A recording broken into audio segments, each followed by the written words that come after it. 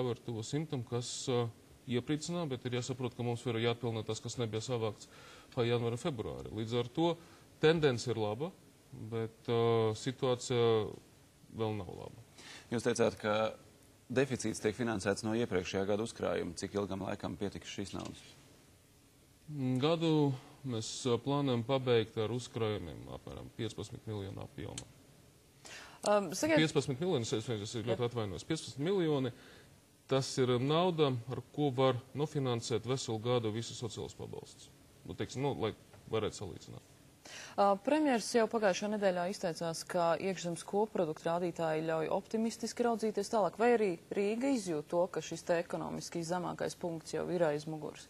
Es visi gribētu cerēt, ka ir aiz muguras, bet paskatīsimies vēl. Patreiz tas ir tikai iespējams pozitīvas tendences sakums. Vai tā vienreizē nobīde no sliktas tendences. Vai šobrīd ir skaidrība, kas notiks ar Dienvidu tiltu un vai šogad tā pabeigšanai naudas nebūs? Pa Dienvidu tiltu. Visi lamāja Rīgas doma par to, ka viņi vispār uzbūvēja Dienvidu tiltu. Tagad lama par to, ka nevar pabeigt trešo kartu. Trešā karta bija plānota pabeigšanai 12. gadā. Viens.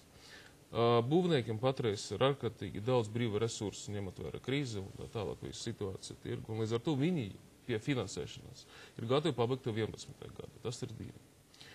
Pirmā un otrā karta bija finansētas no aizdevuma. To, ko nofinansēja Vācu banka.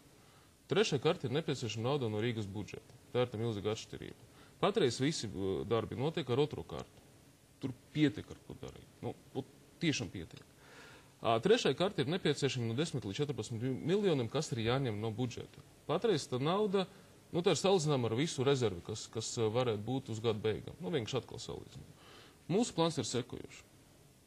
Ja mums izdosies dabūt Eiropas